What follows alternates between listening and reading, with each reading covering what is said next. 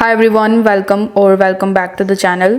In this video, I'm going to show you how to transfer G credits to GCash wallet in 2025. So in order to do it, first of all, you will have to open your web browser and in the search bar, you need to search for gcash.com.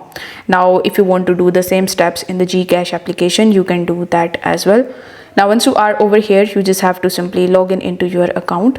Now remember that GCredit is mainly for paying your bills or buying the items, not for direct cash transfer. So to move it, you need to use GCredit to pay for something like a bill or an e-load or a small item inside GCash. Now after the payment, if the seller agrees, they can send the money back to your GCash wallet.